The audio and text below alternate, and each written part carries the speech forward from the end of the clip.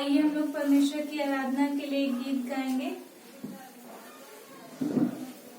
कोई नहीं है अपना तेरे सिवा हमारा, कोई नहीं है अपना तेरे सिवा हमारा। हमको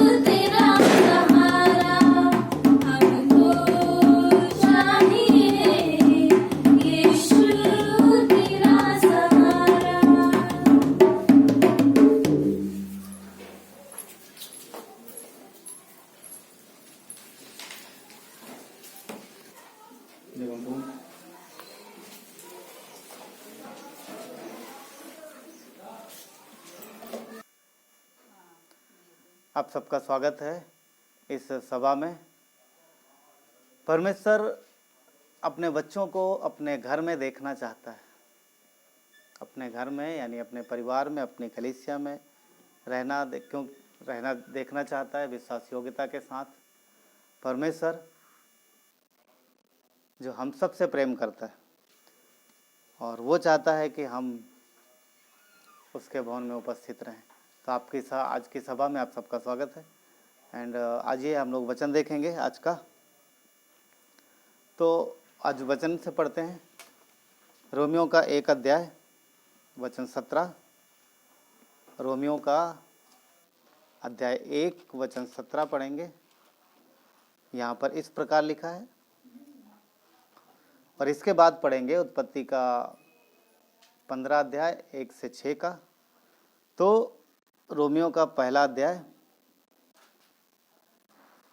17 वचन यहाँ पर इस प्रकार लिखा है, क्योंकि उसमें परमेश्वर की धार्मिकता विश्वास से और विश्वास के लिए प्रकट होती है, जैसा लिखा है, धर्मी जन विश्वास से जीवित रहेगा।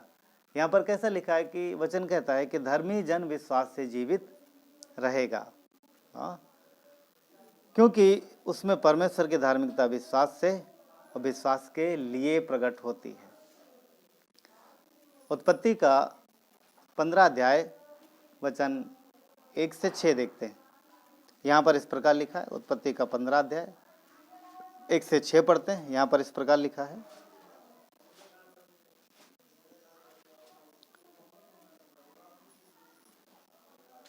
एक्चुअली उत्पत्ति का 12 अध्याय देखेंगे, 12 अध्याय। यहोवा ने अब्राहम से कहा, उत्पत्ति 12 एक्चुअली, यहोवा ने अब्राहम से कहा, अपने देश और अपने कुटुंबियों और अपने पिता के घर को छोड़कर उस देश में चला जा जो मैं तुझे दिखाऊंगा, और मैं तुझसे बड़ी जाति बनाऊंगा, तुझे आशीष दूंगा, तेरा नाम महान करूंगा, तू आशीष का मूल होगा। जो तुझे आशीर्वाद दें मैं आशीष दूंगा, जो तुझे कोसें उसे मैं श्राप दूंगा, और भूमंडल के सारे कुल तेरे द्वारा आशीष पाएंगे। वचन 4, यहोवा के इस वचन के अनुसार अब्राहम चला और लूत भी उसके संग चला। और जब अब्राहम हारान देश से निकला उस समय वो 75 वर्ष का था। अब्राहम की बुलाहट है, परमेश्वर ने उसे बुलाया है, कई सारे वादे दिए। यहाँ पर क्या कहता है कि जब वो जाता है तो 75 वर्ष का है। वचन 5, इस प्रकार अब्राहम अपनी पत्नी सारे तथा और अपने भतीजे लूत को और जो धन उन्होंने इकट्ठा किया था और जो प्राणी उन्होंने हारान में प्राप्त किए थे, सबको लेकर कनान देश जाने को निकल चला, और वे कनान देश में आ गए।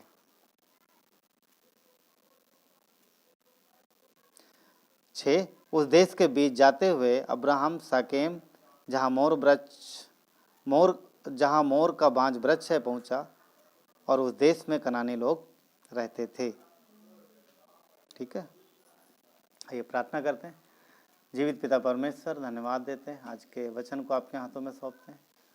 प्रभु आप अगुवाई करना, और पिता आप हम सब के हृदय से बातें करना परमेश्वर, क्योंकि संदेश आपका है प्रभु, और आप अपने बच्चों के लिए परमेश्वर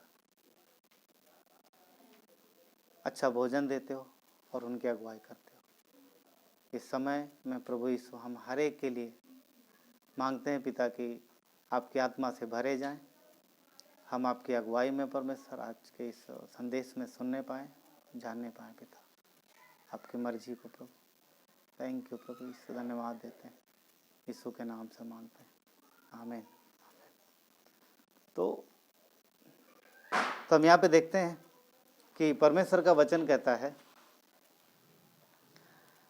कि धर्मी जन विश्वास से जीवित रहेगा।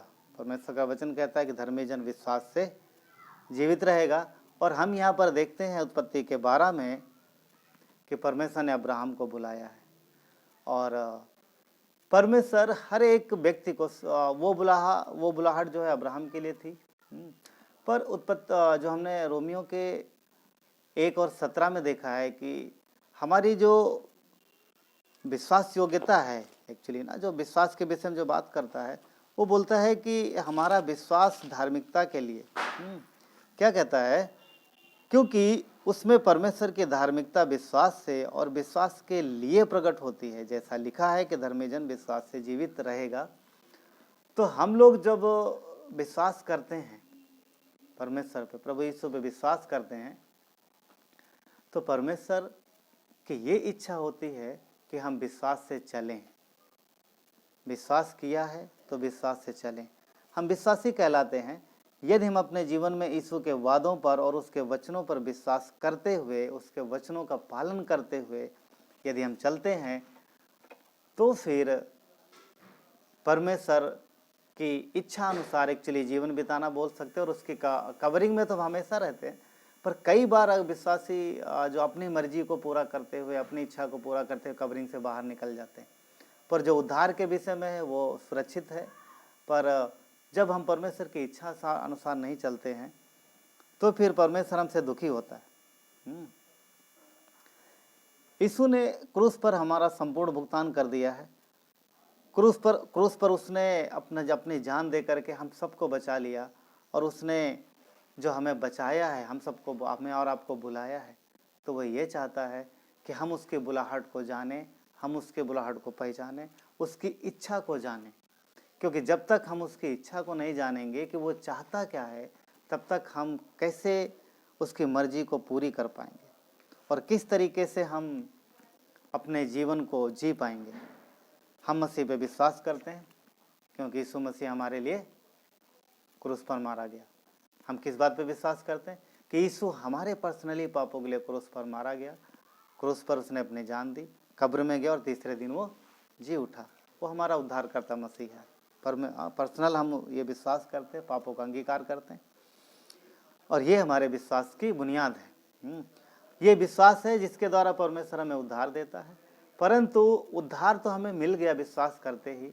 अब धरती पर जो हमारा जीवन है वो जीवन हमें विश्वास से चलना है। यदि हमें धरती पर प्रतिफल चाहिए तो हमें विश्वास के साथ चलना पड़ेगा। कुछ बातें हैं, दो बातें कई बार लोग समझ नहीं पाते। परमेश्वर ने उद्धार हमें फ्री में दिया है। उद्धार के लिए हमने कीमत नहीं चुकाई, उद्धार यीशु ने कीमत चुकाई है क्रूस पर अपनी जान देकर। जिस समय हम विश्वास करते हैं, पापों से प्रायश्चित करते हैं, यीशु के बलिदान को स्वीकार करते हैं, क्षमा मांगते हैं, उसी समय हम परमेश्वर की नज़र में पवित्र हो जाते हैं और हमें उद्धार मिल जाता है। जब हम धरती छोड़ेंगे हम स्वर्ग जाएंगे।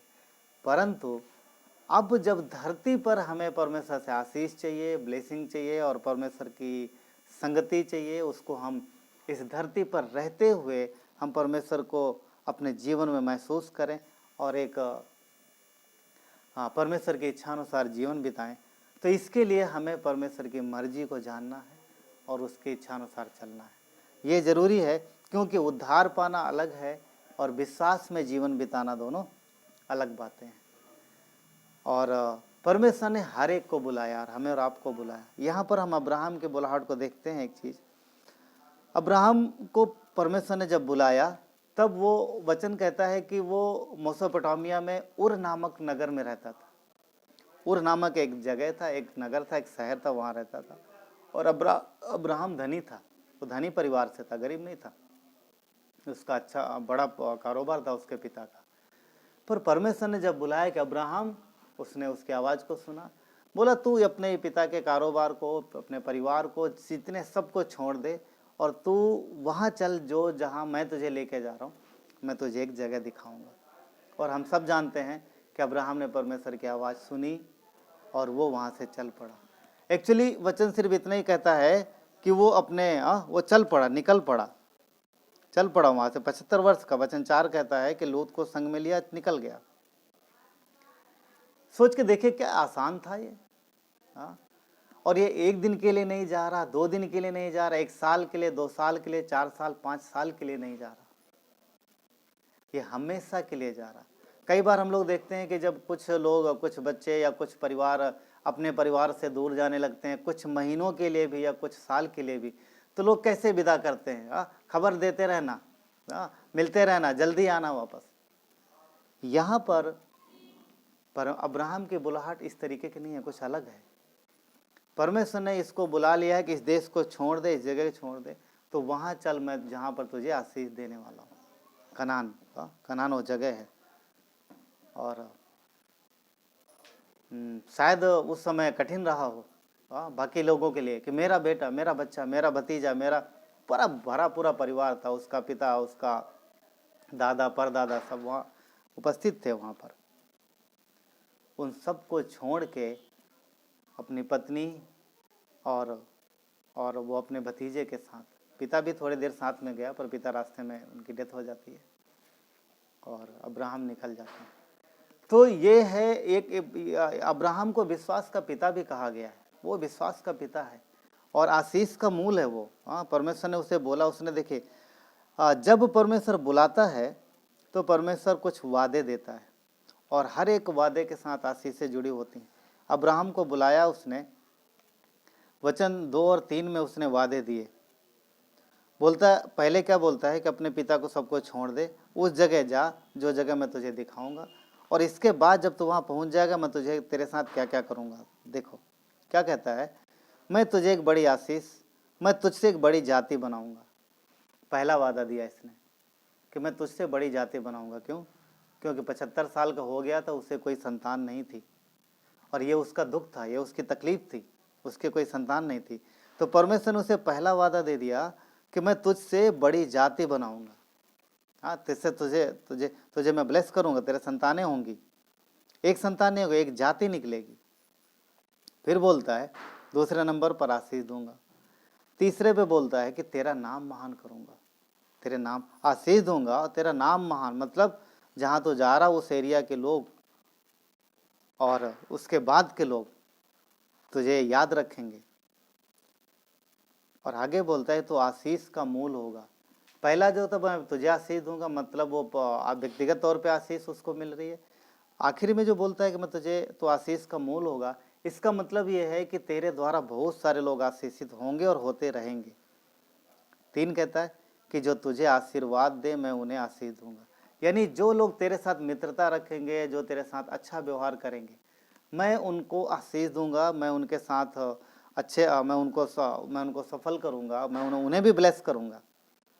परंतु आगे लिखा है कि जो तुझे कोसें मैं उन्हें श्राप दूंगा, यानी जो तुझसे बैर रखेंगे, जो तुझसे ईर्ष्या रखेंगे, जो तुझसे अच्छा व्यवहार नहीं रखेंगे या तुझसे दुश्मनी निभाएंगे, परमेश्वर कहता मैं उन्हें श्राप दूंगा। मैं श्राप दूंगा मतलब है मैं उन्हें दंड दूंगा। इतने ही नहीं, आगे कहता है कि भूमंडल यानी पृथ्वी के सारे कुल तेरे द्वारा आशीष पाएंगे।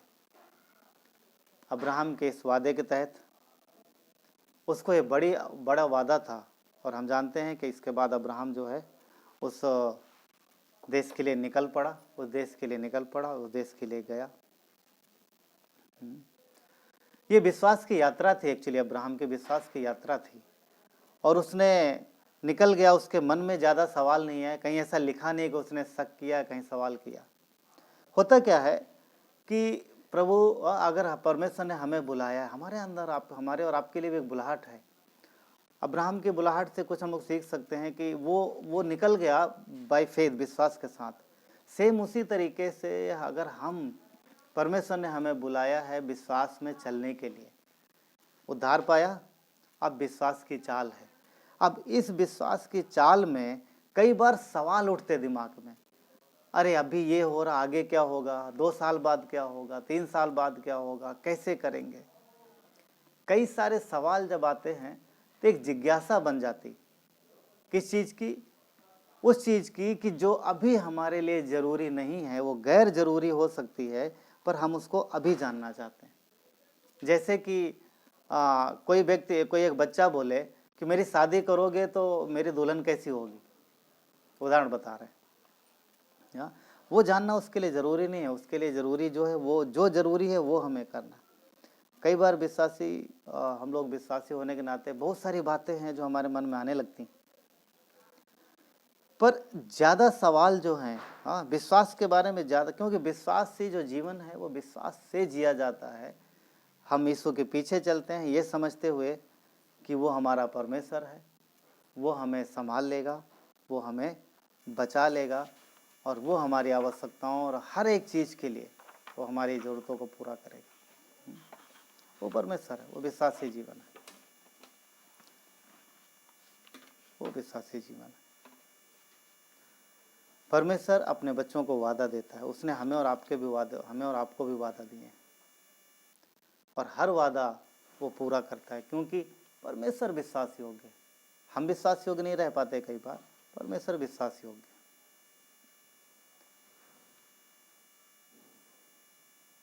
हर कठिनाई, हर एक परेशानी, हर एक तकलीफ को सहते हुए अब्राहम आगे बढ़ा और हम देखते हैं कि आज परमेश्वर ने उसको कितना ब्लेस किया। एक चीज़ थी, वो एक बात थी वहाँ पर कि अब्राहम जो निकला है वो कुछ समय के लिए नहीं निकला, वो हमेशा के लिए निकला, कभी ना वापस आने के लिए। हाँ, उसका उसके बाद का सारा जीवन उसका उसी कनान देश में बीतता है। यदि आप देखोगे, पढ़ोगे, तो अब्राहम की मृत्यु भी वहीं होती है। हाँ, कभी ना वापस जाने के लिए।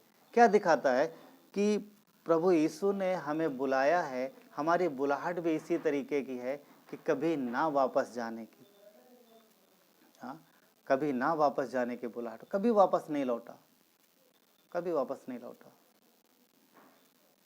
उसने परमेश्वर को देखा, उस पर भरोसा रखा, परमेश्वर के साथ बना रहा, परमेश्वर उसको और उसके वंश को आशीष देता रहा। आज हम लोग, पता, विश्वासी लोग आज आशीष तो पाना चाहते हैं, सबकी इच्छा है कि ना मुझे बहुत कुछ चाहिए, प्रभु मुझे ये दे, मुझे वो दे, बहुत कुछ चाहिए। कठिनाइयों में मदद और सहायता भी चाहते हैं, पर जहाँ पर विश्वास के साथ चलने की बात आती है तो वहाँ पर कई सारे लोग जो कि कमज़ोर हो जाते हैं, कई सारे लोग जो अपने आप को मीन्स पीछे हटा लेते हैं। क्योंकि क्या होता है कि लोगों को चाहिए सब कुछ आसानी से, पर कुछ करना ना पड़े, कुछ तकलीफ़ ना उठानी पड़े, कुछ खोना ना पड़े, ज़रा सी कठिनाई का सामना ना करना पड़े।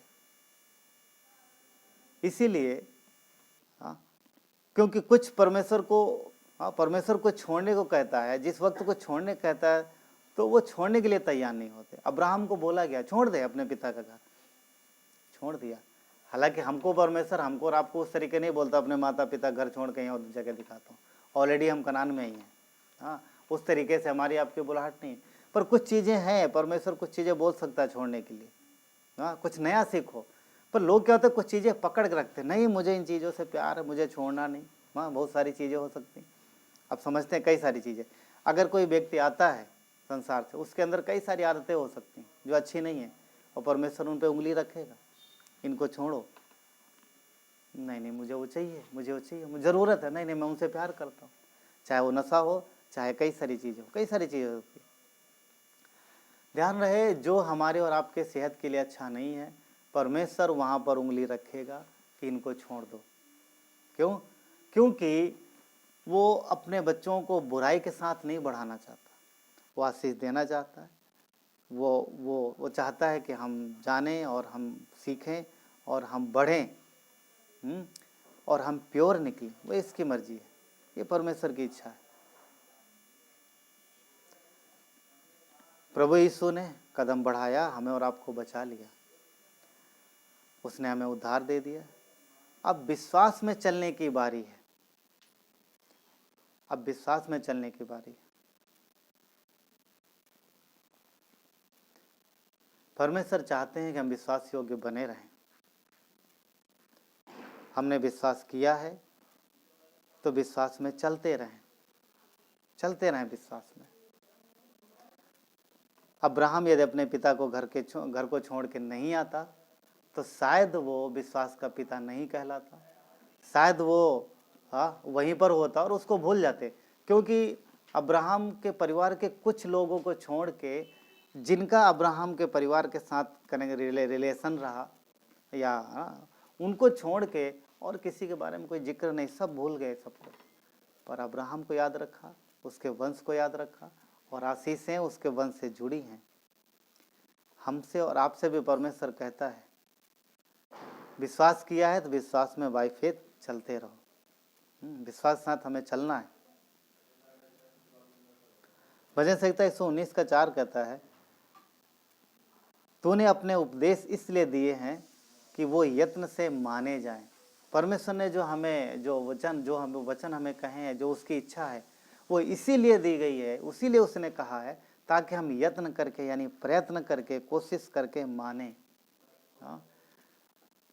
बहुत सारी चीज़ें हम चाहते तो हैं पाना, पर हम कुछ छोड़ना नहीं चाहते, कुछ हम सुधारना नहीं चाहते, अपने आप को सुधारना नहीं चाहते। अब अगर कुछ इच्छा भी है तो पता नहीं चलता कैसे करें। एक ही तरीका है, परमेश्वर के वचन के अनुसार। भजन संहिता 119:9 कहता है कि जवान अपनी चाल को किस उपाय से शुद्ध करे, शुद्ध रखे। किस उपाय से अपने आप को शुद्ध रखे, किस उपाय से अपने आप को बचाए? आंसर भी उसी में है, तेरे वचन के अनुसार सावधान रहने से। ये विश्वासी जीवन कैसे भी नहीं जिया जा सकता, जो हमारे मन में है हम वो नहीं करें। आदत होती है एक्चुअली, जब हम विश्वास में नहीं होते तो जो हमारा मन करता है वो हम करते हैं। हाँ, जब मन आया खाया, जब मन आया नहाया, जब मन आया कहीं गए, वैसा नहीं है। परमेश्वर कहता है कि अब तुम मेरी इच्छा अनुसार चलो, क्योंकि मैं तुमसे प्यार करता हूँ और मैं तुम्हारे जीवन के विषय में तुमसे ज़्यादा जानता हूँ। तो हम अपने वचन को, अपने जीवन को परमेश्वर के वचन से सुधार सकते हैं। भजन संहिता 119 का 10 कहता है कि मैं पूरे मन से तेरी खोज में लगा रहूँगा। ये परमेश्वर ना, ये भजन का लिखता है कि मैं पूरे मन से तेरी खोज में लगा रहूँगा, मुझे तेरी आज्ञाओं की बाट जोहने से भटकने ना दे। हाँ, तो पूरे पूरे मन से उसको खोजना है, पूरे मन से उसको देखना है। दुख की बात है कि विश्वासी लोग बड़ी जल्दी कई बार भटक जाते हैं, कई बार भटक जाते हैं। कुछ भी थोड़ा सा दिक्कतें, कुछ भी तकलीफें आई तो उनका जिनका विश्वास कमज़ोर है वो डगमगाने लगते हैं ना, उनका जीवन इधर उधर होने लगता है, उनका विश्वास। और परमेश्वर के साथ चलने के बजाय वो परमेश्वर के पीछे जाना ज़्यादा पसंद करते हैं, यानी परमेश्वर से पीछे हटना पसंद करते हैं। उनको लगता है कि संसार में शायद मेरे लिए ज़्यादा खुशी है, ज़्यादा अच्छा है। तो क्या उन्हें ये बात समझने वाली है, क्या संसार में तकलीफ नहीं है, क्या संसार में परेशानियां नहीं है? हाँ, अगर जो विश्वासी कई बार कुछ चीज़ों से परेशान मीन्स दुखी होकर के, या कुछ कष्ट जो नहीं वो सह पा रहे हैं मसीह में रह के, तो इसका कारण यही है कि वो उस कष्ट पे ज़्यादा फोकस कर रहे हैं, वो परमेश्वर की ताकत और उसकी सामर्थ पे ज़्यादा फोकस नहीं कर रहे हैं, वो यीशु को नहीं देख रहे हैं, इसलिए उन कष्टों से बाहर नहीं निकल पा रहे। अगर हम मसीह को देखें तो उसने हमारे और आपके सारे पापों के लिए, सारे कष्टों के लिए उसने जान दी है, उसने सारे कष्ट उठा लिए। और जो लोग इस चीज़ को नहीं समझ पाते तो वो संसार में, वो दुनिया में अपना बचाव ढूंढते हैं, अपनी खुशी ढूंढते हैं। संसार में कोई नहीं है, पर मसीह में परमेश्वर सदा हमारे साथ है। अगर किसी तकलीफ में, किसी दबाव में, किसी परेशानी में है, यदि किसी प्रेशर में है, तो परमेश्वर आपके साथ है, आपको संभालने के लिए, बचाने के लिए। हमें ध्यान रखना है कि परमेश्वर अपने बच्चों को कभी नहीं छोड़ता है। वो खुशी, आनंद देता है, शांति देता है, तो वो ये चाहता है कि उसके बच्चे विश्वास योग्य भी रहें और बने रहें। अगर हम लूका के 17 अध्याय वचन 11 से 19 में देखेंगे, यहाँ पे 10 कोढ़ी हैं। 10 कोढ़ी, हम जानते हैं कि कोढ़ियों के जीवन में बहुत दिक्कत आ जाती थी, बहुत तकलीफें आ जाती थी। और आज खैर आज भी कोढ़ी होते हैं, मगर आज इलाज है, आज का नहीं। पर यीशु के समय में अगर आप देखो, आप पढ़ोगे तो उस समय उनको अलग निकाल दिया जाता था, अलग रख दिया जाता था। उनके लिए अलग एक बस्ती होती थी, दूर से लोग खाना देने जाते थे, खाना रख देते थे, फिर पीछे हट जाते थे। फिर वो व्यक्ति जिसके घर से खाना आता था वो आगे आता था, अपना खाना उठाता था। दूर से ही लोग हालचाल पूछते थे, दूर से ही। बहुत उनका दर्द भरा जीवन था, बहुत कष्ट भरा जीवन। हाँ, सारे कोढ़ी वहाँ रहते थे। और कोढ़ का रोग ऐसा था कि जो धीरे धीरे ना शरीर के हिस्से गलते रहते थे, औरत में मर जाते थे। इनका ना तो शहर में जाना अलाउ होता था, और ना ही ये और कहीं जा सकते थे। क्योंकि ये फैलने वाला रोग था, फैलने वाली बीमारी थी, जिसकी वजह से बंदिशें थी। परंतु हम यहाँ पर देखते हैं कि लूका के 17 में 10 लोग हैं जिन्होंने हिम्मत की है कि अब वो यीशु के पास जाएंगे और अपने लिए उससे प्रार्थना करेंगे, अपने लिए उससे मांगेंगे कि प्रभु मेरी सहायता कर, मेरी मदद कर। आप पढ़ोगे तो वहाँ पर ये 10 लोग जाते हैं और यीशु से विनती प्रार्थना करते हैं, छुपते छुपाते जाते हैं, किसी तरीके से जाते हैं और वहाँ पहुँच जाते हैं। हाँ, अब उसके लिए वो हिम्मत चाहिए, वहाँ पहुँचते हैं। और हम देखते हैं कि वो जब यीशु उस तरफ से गुजरते हैं तो वो आवाज़ देते हैं। क्या आवाज़ देते हैं? हम लोग देखते हैं यहाँ पर ये वचन क्या कहता है। वो लोग आवाज देते हैं। वचन 13 कहता है कि उन्होंने दूर खड़े होकर ऊंचे शब्द से कहा, हे स्वामी, हे यीशु, हे स्वामी, हम पर दया कर। उन्होंने ये कह के पुकारा कि हे स्वामी, हम पे दया कर। वचन 14 क्या कहता है? तब उसने उन्हें देखकर कहा, जाओ अपने आप को याजकों को दिखाओ। जाओ अपने आप को याजकों को दिखाओ। कुछ चीज़ है यहाँ पर, कुछ बातें हैं जिसमें मुझे बोलना है। हाँ, इस पैसेज में पढ़िएगा घर में। हाँ, देखिए यहाँ पर 10 के 10 आए थे और सब चंगाई पाने के इच्छुक थे, सब चंगाई पाने के लिए आए थे। यीशु से उन्होंने विनती की, प्रार्थना की और परमेश्वर ने उन पर तरस खाया और उसने बोल दिया, जाओ याजकों को दिखाओ। इतना बोल के वो चला गया। जब वो निकल गया तब भी ये वैसे के वैसे थे। अगर आप पढ़ोगे तो ये मार्ग में, रास्ते में जाते जाते ठीक हुए। एक्चुअली ये विश्वास की चाल है। हाँ? क्योंकि अभी कुछ हुआ नहीं है उनके जीवन में। यीशु ने बोल तो दिया, जाओ याजकों को दिखाओ, परंतु अभी कुछ हुआ नहीं, शहर में जा नहीं सकते। अब ये लोग एक दूसरे को देखते हुए अभी ठीक नहीं हुए, पर उसी हालत में लोग जाते हैं और वचन कहता है कि वो रास्ते में जाते जाते ठीक हो जाते हैं। सबके सब ठीक हो जाते, पूरी तरीके से प्योर हो जाते, क्लीन हो जाते। और आप देखोगे उन 10 में से एक व्यक्ति, सिर्फ एक व्यक्ति वापस यीशु के पास लौट के जाता है और वो उसको धन्यवाद देता है, गिरकर प्रणाम करता है, कहता है कि प्रभु तेरी वजह से मैं चंगाई पाया। हाँ, वो धन्यवाद देने के लिए जाता है। तो यीशु का एक प्रश्न होता है वहां पर, और प्रश्न क्या है? वचन 17 में हम लोग देखते हैं, यीशु ने कहा वचन 17 में, क्या 10 के 10 शुद्ध नहीं हुए? क्या 10 शुद्ध नहीं हुए? तो फिर वो 9 कहाँ है? परमेश्वर ने सिर्फ एक को चंगाई नहीं दी थी, सिर्फ एक के जीवन में काम नहीं किया था, उन्होंने 10 के जीवन में काम किया था। 10 को 10 सबको चंगाई मिली थी, सब बच गए थे, सब शुद्ध हो गए थे। पर यहाँ देख रहे हैं, शुद्ध होते ही 9 के 9 चले गए अपने घर। कहाँ? अपने परिवार में, और लौट के नहीं आए यीशु के पास। सिर्फ एक आदमी, सिर्फ एक व्यक्ति वो यीशु के पास लौट के आया। हाँ, वो यीशु के पास लौट के आया। अब यीशु बोलते हैं, क्या 10 के 10 शुद्ध नहीं हुए? तो बाकी 9 कहाँ है?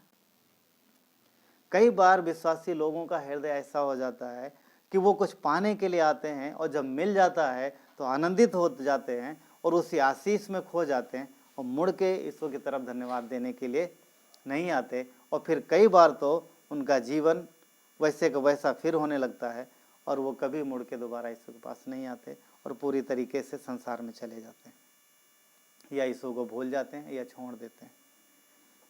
तो क्या परमेश्वर इसलिए मनुष्य को बचाता है कि अगर थोड़ी सी दिक्कत हुई है तो तुम उसे छोड़ के निकल जाओ? उसकी इच्छा थी, बाकी 9 कहाँ हैं? उन्हें भी यहाँ होना चाहिए, उन्हें भी कलीसिया में होना चाहिए। सिर्फ एक ही क्यों आया, बाकी कहाँ है? हाँ, परमेश्वर का यीशु बोला सिर्फ एक ही क्यों है यहाँ पर, एक ही व्यक्ति क्यों आया, बाकी कहाँ है?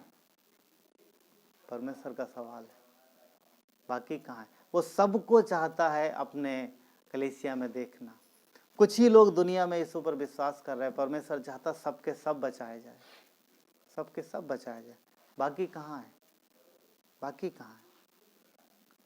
जो आया वो सामरी था, जो आया वो सामरी था, और जो 9 लौट गए वो यहूदी थे। बोलते वो यहूदी थे, वो यहूदी थे, वो फैमिलियर हो गए थे परमेश्वर के साथ, चंगाई मिली, निकल गए वो। उनको लगता था परमेश्वर हमारा है। उन्होंने यीशु को स्वीकार नहीं किया, उन्होंने यीशु पर भरोसा नहीं रखा। और हम जानते हैं कि उनके यीशु के लोगों ने उनका इनकार किया और सन 70 में यीशु की भविष्यवाणी पूरी हुई कि सारा का सारा देश नष्ट हुआ।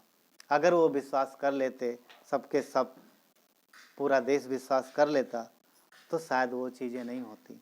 क्योंकि विश्वासी जीवन जो है वो विश्वास के आधार पर है और हमारे जीवन की परिस्थितियां हमारे निर्णय पर डिपेंड करती हैं। हाँ, हमारे निर्णय पर डिपेंड करती हैं। प्रभु यीशु चाहते हैं कि जो विश्वास में आए वो बना रहे और विश्वास योग्य चलता रहे। संसार में लोग जाते हैं क्योंकि उनकी अभिलाषाएं, अगर कोई कष्ट या कोई तकलीफ, वो मसीह के साथ तकलीफ उठाना नहीं चाहते, जबकि यीशु ये चाहते हैं कि तुम तकलीफ उठाओ। हाँ, और वो हमारे साथ है। उसने एक सवाल पूछा, बाकी 9 कहाँ हैं? उसने एक सवाल पूछा, बाकी 9 कहाँ हैं? तू अकेला क्यों है? एक सवाल उसने और पूछा था अपने चेलों से, क्या तुम भी चले जाना चाहते हो? क्या तुम भी चले जाना चाहते हो? यूहन्ना के 6:66 में यीशु ने अपने 12 चेलों से कहा, क्या तुम भी चले जाना चाहते हो? आज परमेश्वर प्रभु यीशु चाहते हैं कि सब विश्वास योग्य रहे और उनके साथ चलते रहें, क्योंकि परमेश्वर उन्हें बचाना चाहता, अच्छा जीवन देना चाहता। पर लोग जाते क्यों हैं? क्योंकि लोगों को ऐसा लगता है कि संसार में उनके लिए ज़्यादा आनंद है, ज़्यादा शांति है, ज़्यादा सुरक्षा है, जबकि वो सुरक्षा, वो शांति झूठी होती है। शैतान अट्रैक्शन देता है, शैतान बहुत सारी चीज़ें उनको दिखाता, आ जाओ इधर बहुत अच्छा, ये देखो बहुत अच्छा, वो कहाँ जाते हो तुम वहाँ, कहाँ जाते हो तुम वहाँ? किसके पीछे चल पड़े हो? ये उसकी है ना, ये उसका प्लान है, उसकी योजना है, उसकी योजना है। देखो इस तरफ हजारों सैकड़ों लोग हैं, तुम उधर कहाँ जाते हो? उधर तो थोड़े ही हैं, थोड़े ही हैं। पर वचन कहता है थोड़े ही हैं जो सकरे मार्ग में प्रवेश करेंगे। तो शैतान उन थोड़ों को भी बोलता है कि तुम कहाँ जा रहे हो, तुम इधर आओ।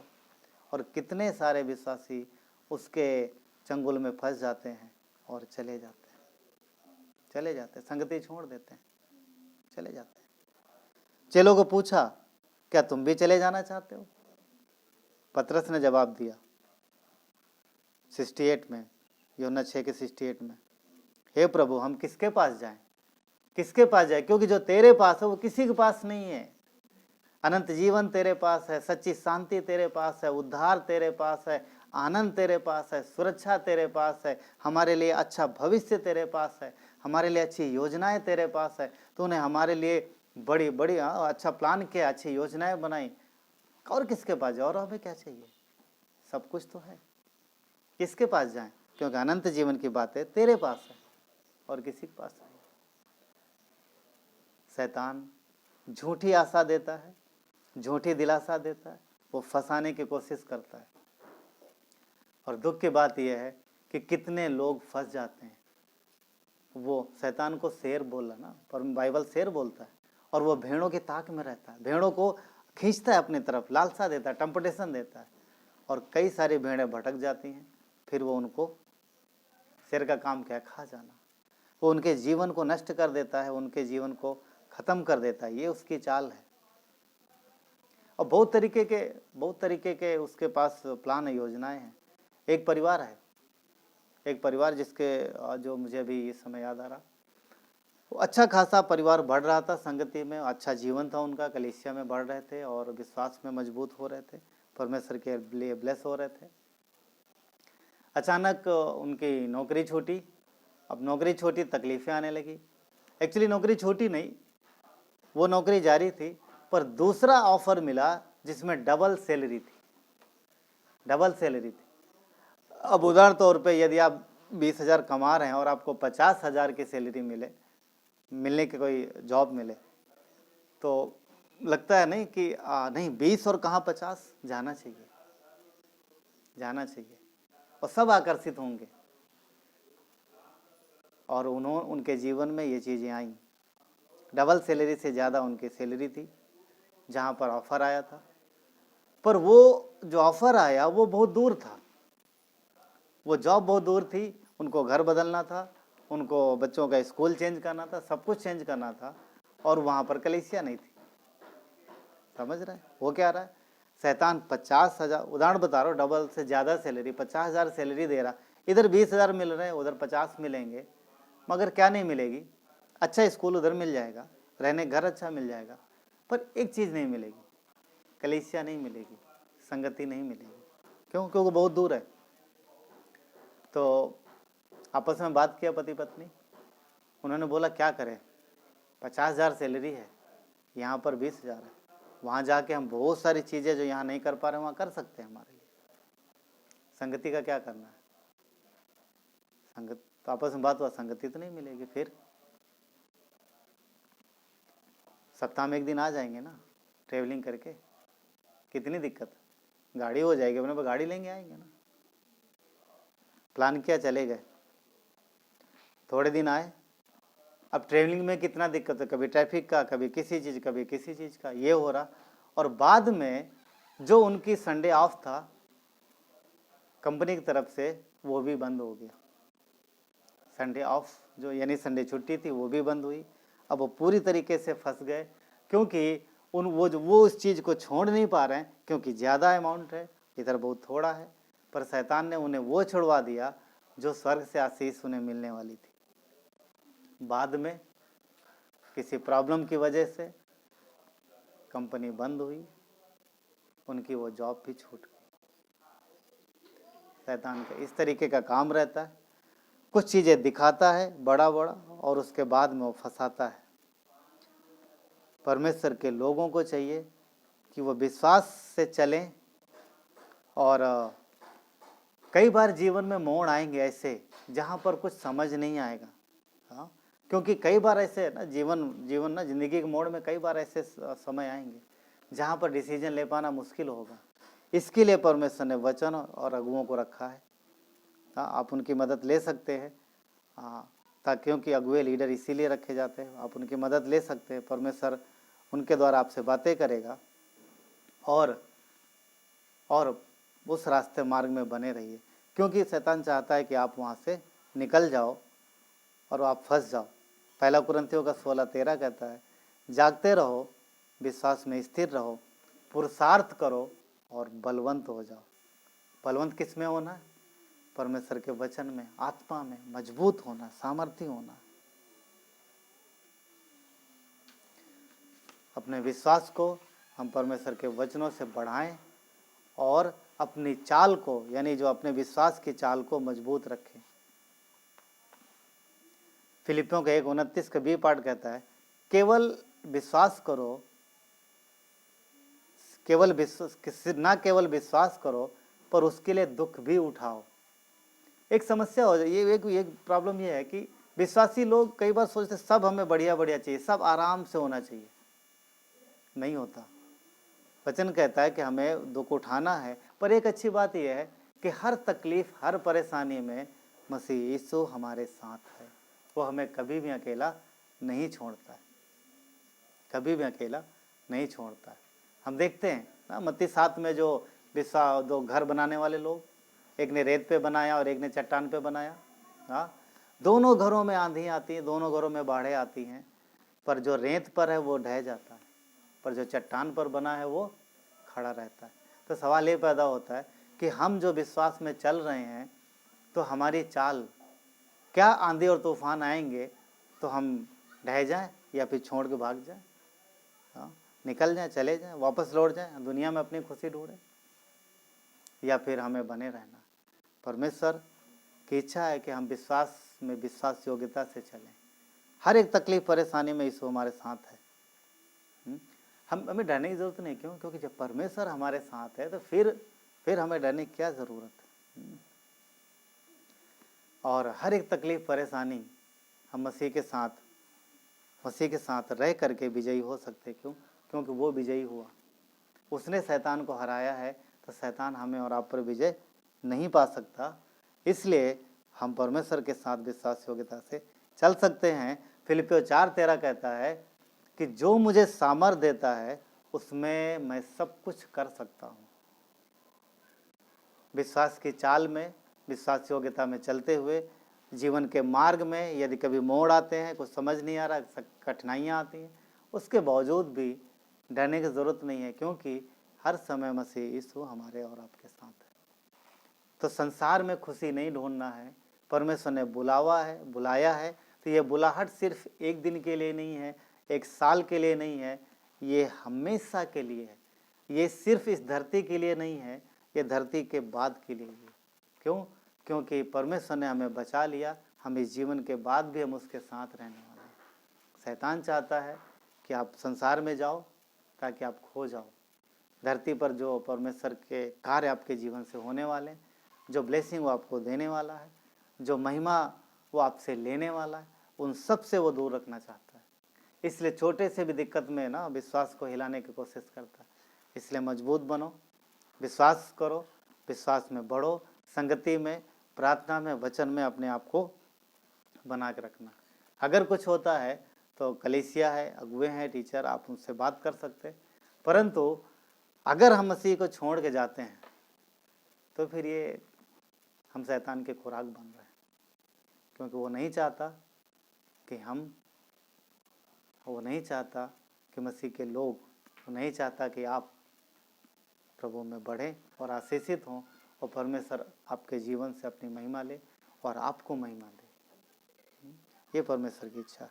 आइए प्रार्थना करते हैं। प्यारे पिता परमेश्वर, धन्यवाद देते हैं प्रभु यीशु आज के संदेश के लिए। प्रभु, आप अपने बच्चों को बुलाते हो और आप चाहते हो कि हम आप पर भरोसा करके प्रभु विश्वास से चलें। बहुत बार आप विश्वासी लोगों के जीवन में प्रभु बहुत बार आपके लोगों के मन में बहुत तरीके की बातें चलती हैं। वो ये जानने की कोशिश करते हैं कि मेरे पूरे जीवन का क्या होगा। प्रभु, पर वो विश्वास की चाल नहीं है पिता। हम आप पर भरोसा करते हैं और हम जानते हैं कि सब कुछ आपके द्वारा बना है और सब आप में स्थिर है। और हमारे लिए एक बड़ी बात यह है कि आप हमसे बहुत प्यार करते हो। बस यही सुरक्षा काफ़ी है कि आप हमसे प्यार करते हो पिता। बस इतना ही काफ़ी है आपके पीछे चलने के लिए, क्योंकि जो पिता अपने बच्चों से प्यार करता है उनकी हर प्रकार से देखभाल करता है और उनकी आवश्यकताओं को पूरी करता है पिता। थैंक यू, धन्यवाद देते हैं प्रभु यीशु। हर एक को ब्लेस करना प्रभु। वो लोग भी जो इस संदेश को सुनते हैं यूट्यूब पर, चाहे वो इस संगति के हों या ना हो, पर परमेश्वर आप उनकी भी सहायता और मदद करना। आपने क्रूस पर जान दी है पूरी मानव जाति के लिए। मनुष्य ने पाप किया, यदि कोई भी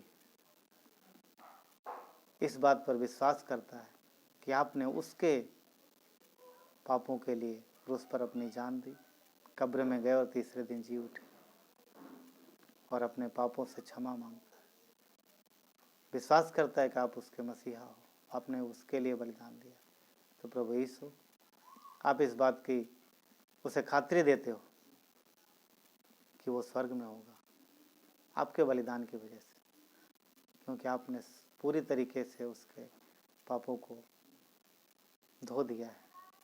अब वो पवित्र है। थैंक यू, धन्यवाद देते हैं परमेश्वर। हर एक को संभालना, सुरक्षित रखना।